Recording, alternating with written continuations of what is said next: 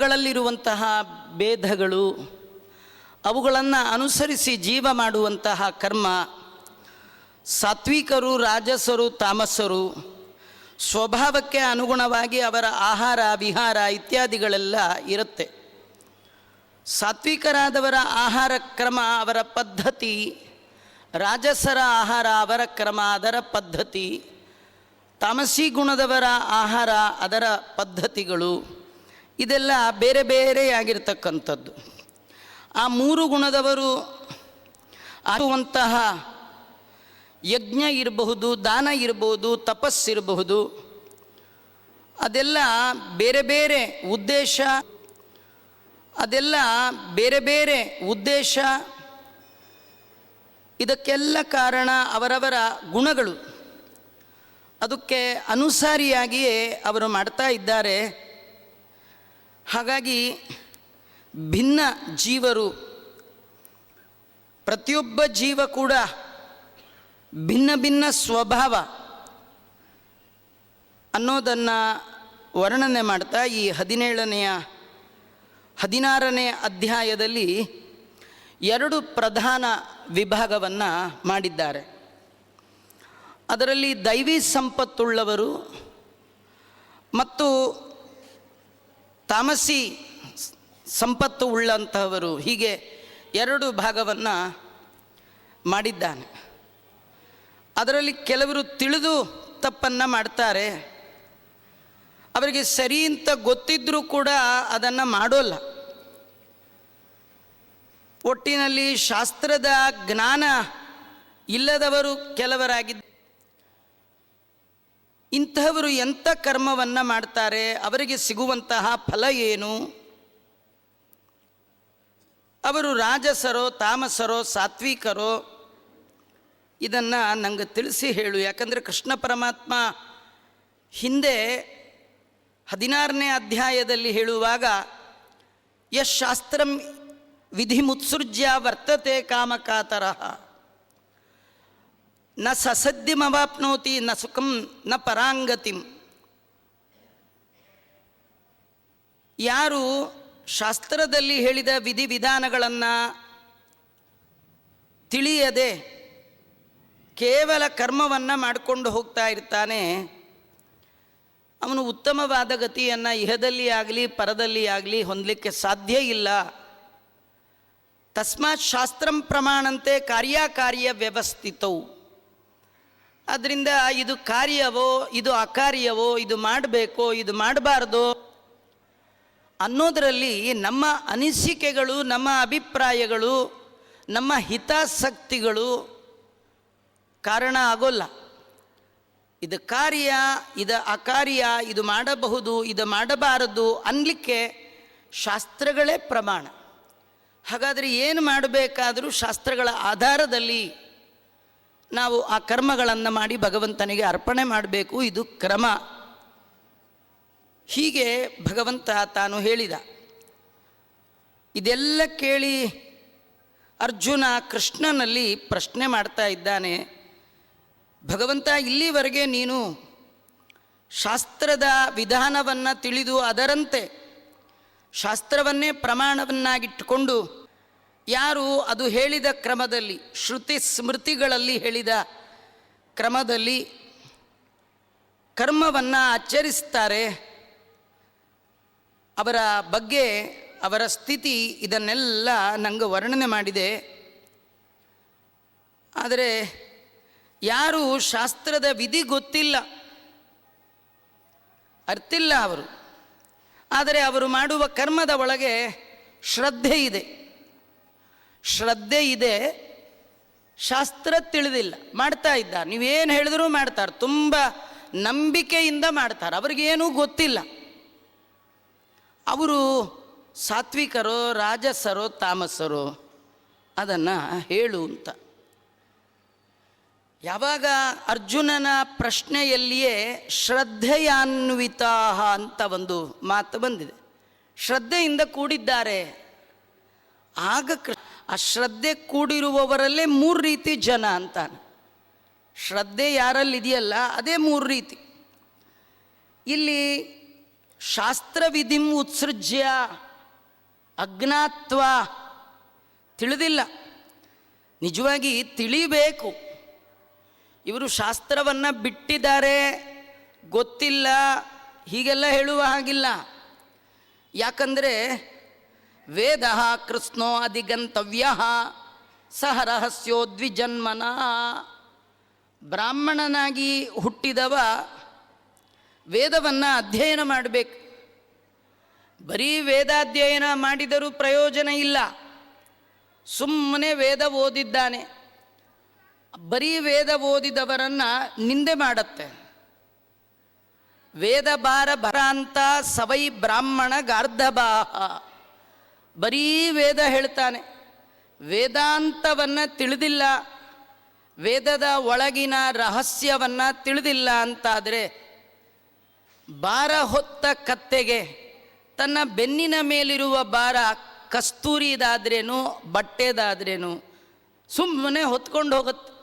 ಆ ರೀತಿ ಭಾರ ಹೊತ್ತ ಕತ್ತೆಯಂತೆ ಆಗಬಾರ್ದು ಅಂತಾದರೆ ಸ ರಹಸ್ಯೋ ದ್ವಿಜನ್ಮನ. ಬ್ರಾಹ್ಮಣನಾದವ ವೇದದ ರಹಸ್ಯವನ್ನು ಅಧ್ಯಯನ ಮಾಡಬೇಕು.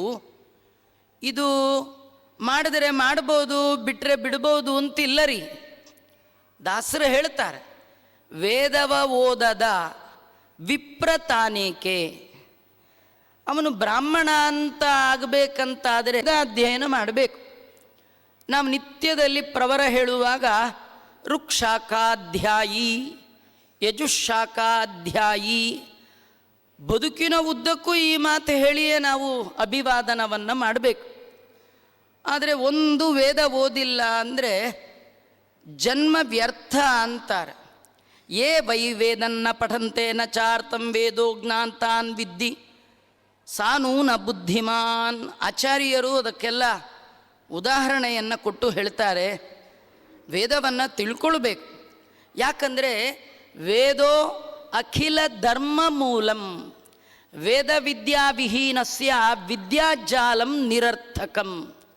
ಅವನು ಬೇದಷ್ಟು ಓದ್ಕೊಂಡಿದ್ದಾನೆ, ಎಲ್ಲ ವಿದ್ಯೆಯ ಮೂಲವಾದ ವೇದ ಅಧ್ಯಯನ ಮಾಡಲಿಲ್ಲ ಅಂತಾದರೆ ಅಖಿಲ ಧರ್ಮಕ್ಕೆ ಮೂಲ ಯಾವುದು ಮಾಡಬೇಕು ಯಾವುದು ಮಾಡಬಾರ್ದು ಅಂತ ಹೇಳುವುದರಲ್ಲಿ ಪ್ರಮಾಣ ವಾಕ್ಯಗಳು ಯಾವುದು ಅಂದರೆ ವೇದಗಳು.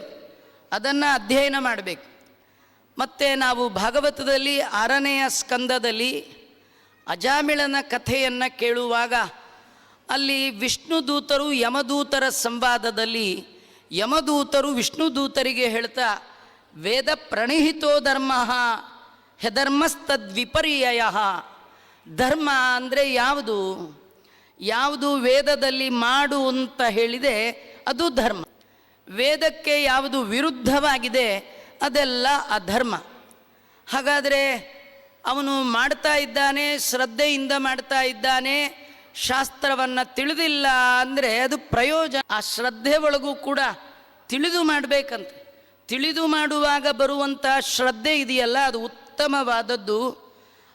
ಆದ್ದರಿಂದ ಸಾತ್ವಿಕ ಶ್ರದ್ಧಾದಿಗಳು ಪುರುಷಾರ್ಥಕ್ಕೆ ಸಾಧನ, ಅದನ್ನು ಗ್ರಾಹ್ಯ ಅಂತ ತಿಳ್ಕೊಳ್ಬೇಕು. ನಿಮಗೆ ಸಾತ್ವಿಕವಾದ ಶಾಸ್ತ್ರದ ಆಧಾರರಹಿತ ಅಲ್ಲದಂತಹ ಶ್ರದ್ಧೆಗಳು ಪುರುಷಾರ್ಥ ಸಾಧನೆಗೆ ಕಾರಣ ಆಗೋಲ್ಲ. ತುಂಬ ಶ್ರದ್ಧೆಯಿಂದ ಮಾಡ್ತೀರಿ, ಆದರೆ ಅದನ್ನು ಶಾಸ್ತ್ರದಲ್ಲಿ ಹೇಳೇ ಇಲ್ಲ, ಆದರೆ ನೀವು ಭಾರಿ ಶ್ರದ್ಧೆಯಿಂದ ಮಾಡ್ತೀರಿ, ಅದು ಪುರುಷಾರ್ಥಕ್ಕೆ ಕಾರಣ ಆಗೋಲ್ಲ. ರಾಜಸ ಶ್ರದ್ಧೆ, ತಾಮಸಿ ಶ್ರದ್ಧೆ. ಎಷ್ಟೋ ಜನ ಭೂತಗಳನ್ನು ವಶ ಮಾಡಿಕೊಳ್ಳುವ ಸಲುವಾಗಿ ರಾತ್ರೋರಾತ್ರಿ ಸ್ಮಶಾನದಲ್ಲಿ ಕೂತು ಅನೇಕ ವ್ರತಗಳನ್ನು ಆಚರಣೆ ಮಾಡಿ ಅನೇಕ ಕ್ಷುದ್ರ ದೇವತೆಗಳನ್ನು ಉಪಾಸನೆ ಮಾಡಿ ತಮಗೆ ಬೇಕಾದ ಕೆಲಸಗಳನ್ನೆಲ್ಲ ಮಾಡಿಸಿಕೊಳ್ಳೋದನ್ನು ನಾವು ಕಾಣ್ತೇವೆ. ಅದು ಪುರುಷಾರ್ಥ ಸಾಧನೆಗೆ ಕಾರಣ ಆಗೋಲ್ಲ, ಅದು ತಾಮಸಿ ಅಂತ ಕರೆಸ್ಕೊಳ್ಳುತ್ತೆ. ಹಾಗಾದರೆ ಶ್ರದ್ಧೆಯ ಒಳಗೂ ಕೂಡ ಸತ್ವದ ಸಾತ್ವಿಕ ಶ್ರದ್ಧಾ, ರಾಜಸ ಶ್ರದ್ಧಾ, ತಾಮಸ ಶ್ರದ್ಧಾ ಅಂತ 3 ವಿಧಿಯ ಶ್ರದ್ಧೆಗಳನ್ನು ಭಗವಂತ ವಿಭಾಗ ಮಾಡಿ ತೋರಿಸ್ತಾ ಇದ್ದಾನೆ. ಈ ಮೊದಲ ಶ್ಲೋಕದಲ್ಲಿ ಶಾಸ್ತ್ರವಿಧಿಂ ಉತ್ಸೃಜ್ಯ ಉತ್ಸೃಜ್ಯ ಅಂದರೆ ಬಿಟ್ಟು ಅಂತ ಅರ್ಥ ಮಾಡಿಕೊಳ್ಬಾರ್ದು. ಶಾಸ್ತ್ರದ ವಿಧಿಯನ್ನು ತಿಳಿಯದವ ಅಂತ ಅರ್ಥ ಮಾಡ್ಕೊಳ್ಬೇಕು. ಯಾಕಂದರೆ ತ್ರೈವರ್ಣಿಕನಾದವ, ಬ್ರಾಹ್ಮಣ ವೈಶ್ಯ ಕ್ಷತ್ರಿಯ 3 ಜನ ವೇದಗಳನ್ನು ಅರ್ಥಜ್ಞಾನ ಪೂರಸ್ಸರವಾಗಿ ಅಧ್ಯಯನ ಮಾಡಬೇಕು. ಶಾಸ್ತ್ರದ ವಿಧಿಯನ್ನು ತಿಳಿದು ಬಿಟ್ಟವರಿದ್ದಾರಲ್ಲ, ಅದನ್ನು ಉತ್ಸೃಜ್ಯ ಅಂತ ವರ್ಣನೆ ಮಾಡ್ತಾ ಇದ್ದಾರೆ. ಹಾಗಾಗಿ ಹಾಗೆ ಆಗಿಲ್ಲ. ಆದ್ದರಿಂದ ತಿಳಿದೇ ನಾವು ಮಾಡಬೇಕು. ಯಾವುದೇ ಕರ್ಮವನ್ನು ಮಾಡಬೇಕಾದ್ರೆ ಅದನ್ನು ಭಗವಂತ ವಿಸ್ತಾರ ಮಾಡಿ ಹೇಳ್ತಾ, ತ್ರಿವಿಧಾ ಭವತಿ ಶ್ರದ್ಧಾ ದೇಹಿನಾ ಸಾ ಸ್ವಭಾವಜ ಸಾತ್ವಿಕಿ ರಾಜಸಿ ಚೈವ ತಾಮಸಿ ಚೇತಿ ತಾಂ ಶೃಣು. ಭಗವಂತ ಅರ್ಜುನನಿಗೆ ಹೇಳ್ತಾ ಇದ್ದಾನೆ. ಯಾವಾಗಲೂ ಅರ್ಜುನನಿಗೆ ಹೇಳ್ದ, ಯಾರೋ ಹೇಳಿದ್ರು ನಮಗೇನು ಸಂಬಂಧ ಅಂತ ಅಂದ್ಕೊಳ್ಬೇಡಿ. ನಮ್ಮೆಲ್ಲರಿಗೆ ಸಂಬಂಧಪಟ್ಟದ್ದನ್ನೇ ಅರ್ಜುನ ನೆಪ ಮಾತ್ರ, ಯುದ್ಧಕ್ಕೆ ಮಾತ್ರ ಅಲ್ಲ, ಈ ಶಾಸ್ತ್ರದ ಮಾತುಗಳಿಗೂ ಕೂಡ ಅವನು ನೆಪ. ನಿಜವಾಗಿ ಯುದ್ಧಕ್ಕೆ ಹೊರಟವ ಅವನಲ್ಲ. ನಾವು ಕುರುಕ್ಷೇತ್ರ ನಡೆದದ್ದು ಎಂದೋ ಒಂದು ದಿನ ಅಲ್ಲ, ನಿತ್ಯದಲ್ಲಿ ನಮ್ಮ ತಲೆಯಲ್ಲಿ, ನಮ್ಮ ಹೃದಯದಲ್ಲಿ, ನಮ್ಮ ಆಲೋಚನೆಗಳಲ್ಲಿ ಈ ಯುದ್ಧ ನಡೀತಾ ಇರುತ್ತೆ. ಯಾರು ಭಗವಂತನ ಪಾದ ಕಮಲವನ್ನು ನಂಬಿರ್ತಾರೆ, ಅವನ ಮಾತನ್ನು ನಂಬಿರ್ತಾರೆ, ಅವನ ಮಾತು ನೆನಪಿಟ್ಕೊಂಡಿರ್ತಾರೆ, ಅವ ಹೇಳಿದ ದಾರಿಯಲ್ಲಿ ಸಾಗುತ್ತಾರೆ, ಅವರಿಗೆ ಭಗವಂತನ ಅನುಗ್ರಹ ಆಗುತ್ತೆ, ಯುದ್ಧದಲ್ಲಿ ಗೆಲ್ಲುತ್ತೆ. ನಾವು ಗೆಲ್ಲಲಿಕ್ಕಾಗಿ ಈ ದೇವರು ಈ ಜನ್ಮವನ್ನು ಕೊಟ್ಟಿದ್ದಾನೆ. ಹಾಗಾಗಿ ಭಗವಂತ ಅರ್ಜುನನ ನೆಪ ಮಾಡಿಕೊಂಡು ಎಲ್ಲ ಸಜ್ಜನರಿಗೆ ಹೇಳ್ತಾನೆ, ಅರ್ಜುನ ನೀ ಆಗಲೇ ಹೇಳಿದೆಯಲ್ಲ ಶ್ರದ್ಧೆಯಾನ್ವಿತ, ಶ್ರದ್ಧೆಯಿಂದ ಕೂಡಿದವ ಅಂತ. ಆ ಶ್ರದ್ಧೆ ಇದೆಯಲ್ಲ, ಅದು ಜೀವರ ಹುಟ್ಟಿನ ಒಟ್ಟಿಗೆ ಹುಟ್ಟುವಂಥದ್ದು. ಕೆಲವು ಹಾಗಲ್ಲ, ಪ್ರಭಾವದಿಂದ ಹುಟ್ಟತ್ತೆ. ಪ್ರಭಾವದಿಂದ ಹುಟ್ಟಿದ್ದು ತುಂಬ ಕಾಲ ಉಳಿಯಲ್ಲ, ಸ್ವಭಾವದಿಂದ ಹುಟ್ಟಿದ್ದು ಯಾವಾಗಲೂ ಇರುತ್ತೆ. ಜೀವರ ಮೇಲೆ 2 ರೀತಿಯ, ಒಂದು ಪ್ರಭಾವ, ಮತ್ತೊಂದು ಸ್ವಭಾವ.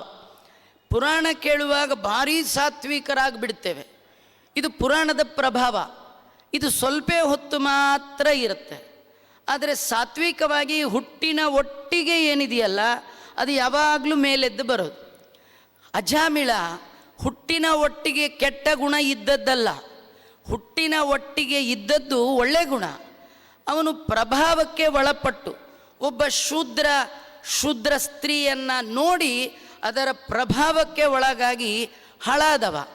ಆದರೆ ಮುಂದೆ ನಿಜವಾದ ಅವನ ಸ್ವಭಾವ ವಾಪಸ್ಸು ಬಂತು. ನೀರಿನ ಸ್ವಾಭಾವಿಕವಾದ ಸ್ವಭಾವ ಸ್ವಚ್ಛವಾಗಿರ್ತಕ್ಕಂಥದ್ದು.